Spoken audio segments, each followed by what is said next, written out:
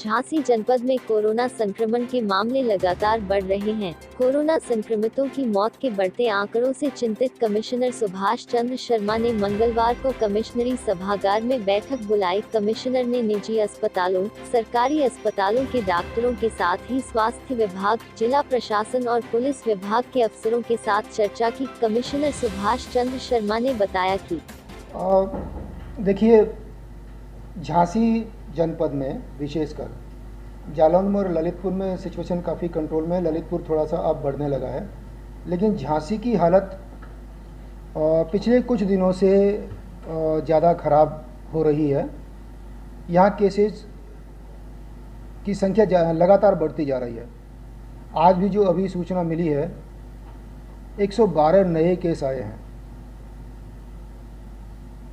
Containment zone जो हम लोगों ने बना रखे हैं, लगभग उन्हीं में से ही उनके फैमिली मेंबर्स, एक बार जो कोरोना पेशेंट हो गया ना, ऐसा लगता है कि लोग देर कर दे रहे हैं बताने में, सूचना आने में, और तब तक पूरी फैमिली या उसके कई मेंबर्स कोरोना से ग्रस्त हो जाते हैं। उनमें से एक कोई मरीज मेन होता है जो अन्य कारणों से बीमार है, जिसको हम लोग को मॉर्बिडिटी कहते हैं।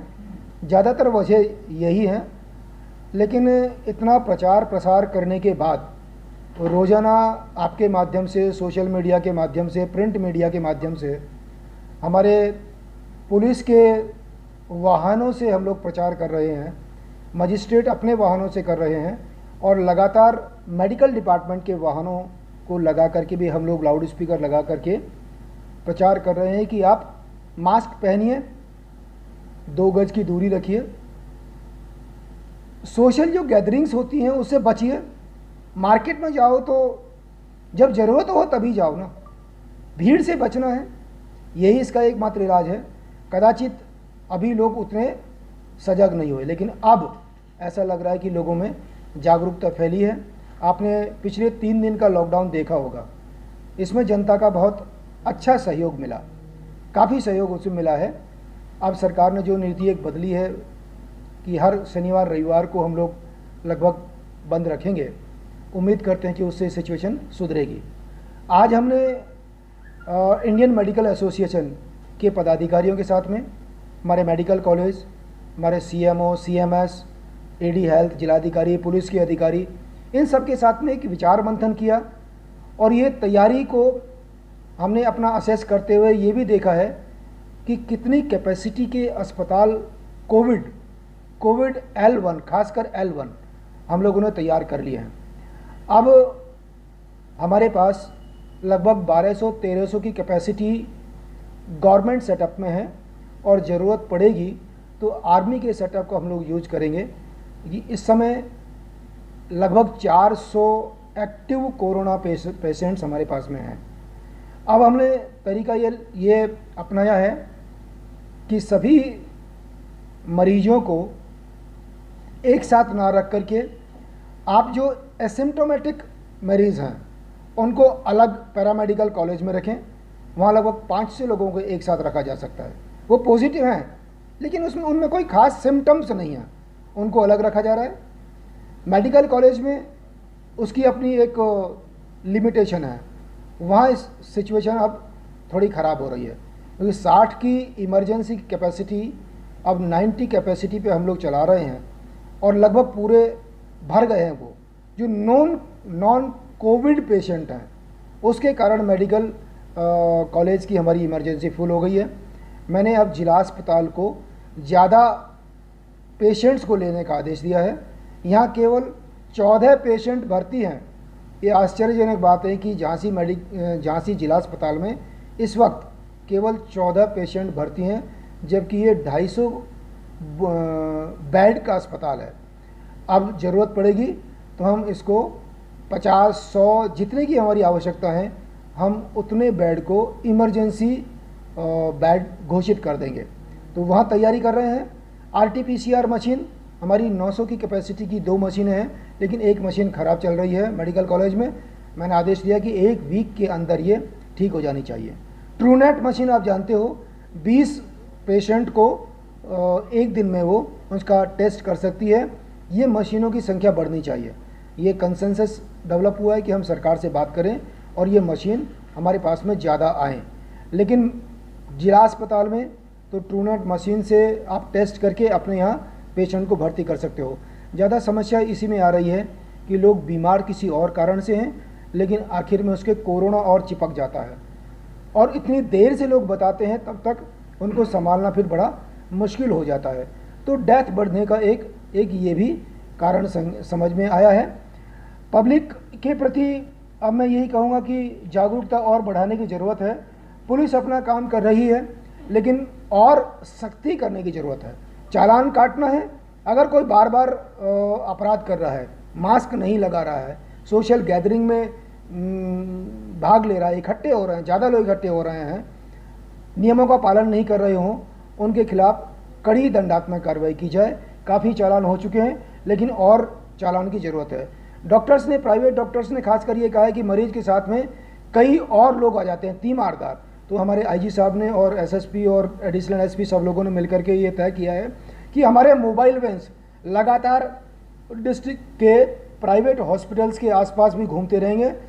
हमारे नंबर हैं, टेलीफोन नंबर मजिस्ट्रेट्स के हैं, अवेलेबल हैं। जब ज़रूरत पड़ेगी आप तत्काल हमको कॉल करिए ताकि हम लोग वहाँ तक पहुँच जाएं। लेकिन प्राइवेट डॉक्टर्स को आगे आना होगा, आपको सहयोग करना होगा। ये प्राइवेट लैब खोलें। मैं शासन से बात कर रहा हूँ, मैं रेफ़र भी कर रहा हूँ। कुछ लोग तैयार भी हुए हैं, जैसे चिरंजीवी हॉस्पिटल है और निर्मल हॉस्पिटल है, लाइफ लाइन है, मेट्रो है। ये महत्वपूर्ण हॉस्पिटल हैं झांसी के। इन लोगों को तैयार किया जा रहा है और ये काफ़ी हद तक तैयार हुए हैं। मैंने ये और अनुरोध किया है और लोग सहमत हुए हैं, इंडियन मेडिकल एसोसिएशन की एक इमरजेंसी मीटिंग तत्काल होनी चाहिए। वो लोग स्वयं अपने में कुछ तय करें मॉडलिटीज़ कि हम मरीज को भर्ती करने से मना ना करें। रिफ्यूजल एक समाधान नहीं है, ये तो भागना है। चैलेंज हमारे सामने है, चैलेंज को स्वीकार करना चाहिए। एक ये रणनीति बनी है, लोगों ने अपने से बात की है। ऐसे ही पैथोलॉजी एसोसिएशन है, उन लोगों के साथ में भी वार्ता करने की बात आई है। कुछ पैकेज आया है जो आप पेमेंट बेसिस पर आप प्राइवेट हॉस्पिटल्स में ये कोविड के पेशेंट का इलाज कर सकते हैं। उसके तरफ भी हम लोगों ने लोगों को आगे बढ़ने के लिए कहा है कि भाई आप आइए, आगे आइए। जो सक्षम लोग हैं, जो चाहते हैं कि प्राइवेट सेक्टर में मेरा इलाज हो जाए, तो ऐसा इलाज करने के लिए डॉक्टर्स को हमने तैयार किया है। सैंपल कलेक्शन है, पेंडेंसी बढ़ रही है सैंपल की। मशीनें हमारी होने के बावजूद भी क्योंकि एक पॉजिटिव के साथ में जब कांटेक्ट ट्रेसिंग की जाती है, बहुत सारे कॉन्टैक्ट्स लोग निकल आते हैं। जैसे आज ही 100 से ऊपर के पॉजिटिव पेशेंट मिले हैं, पर यह है कि ये एक ही एरिया में है। पहले हमारी आशंका थी कि ग्रामीण क्षेत्रों में जो हमारे श्रमिक भाई आए हैं, ये बहुत ज़्यादा स्प्रेड कर सकते हैं। अनएक्सपेक्टेडली आप और हम सब लोग थोड़ा सा संजीदा थे, खौफ ज़्यादा थे कि कहीं ऐसा ना हो। ग्रामीण क्षेत्रों में ये नहीं फैला है। झांसी में, झांसी, ललितपुर और जालौन, तीनों जनपदों की मैं कह सकता हूँ। ये शहरी एरिया ही है जहाँ पर अभी भी ये कोरोना की बीमारी हमें परेशान कर रही है। अब मैंने सारे अस्पतालों में भाई आपको चाय देनी है, पानी देना है, गर्म पानी देना है, सफाई करानी है।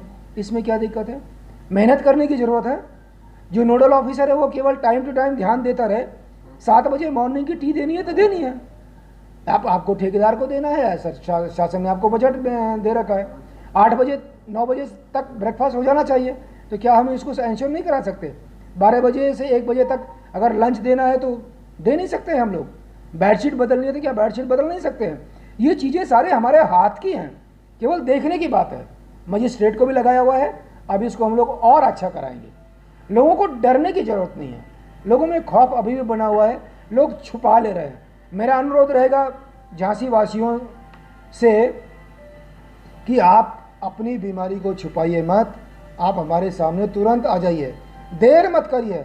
वो देर करने से कितना बड़ा नुकसान कर रहे हो, खुद बीमार हो, पूरी फैमिली को बीमार कर देते हो। पुनः आग्रह करूँगा आप सब लोगों से कि भाई आप अगर खांसी है, जुकाम है, आपको गला खराब हो रहा है, जरा सा ऐसा लगता है कि यार मुझे कहीं कोई ऐसी बीमारी तो नहीं है, आप बेहिचक आ जाइए। पहले आ जाओगे, समय से आ जाओगे तो आपका इलाज आसानी से हो जाएगा। लेकिन आप लास्ट मोमेंट पे जब आपकी सिचुएशन बिल्कुल इमरजेंसी जैसी हो जाती है, तब डॉक्टर्स के हाथ में भी नहीं रह पाता, तब तक बहुत देर हो चुकी होती है और आप बहुत बड़ा नुकसान कर देते हो अपनी फैमिली का, अपने यार दोस्तों का, समाज का। कृपया ऐसा ना करें, मेरा अनुरोध है आपसे, इसको छुपाएं नहीं और समय से हमारे सामने आइए, डॉक्टर्स आपका इलाज करेंगे। उम्मीद करता हूं कि ये आज की जो हम लोगों ने रणनीति बनाई है वो बड़ी कारगर साबित होगी।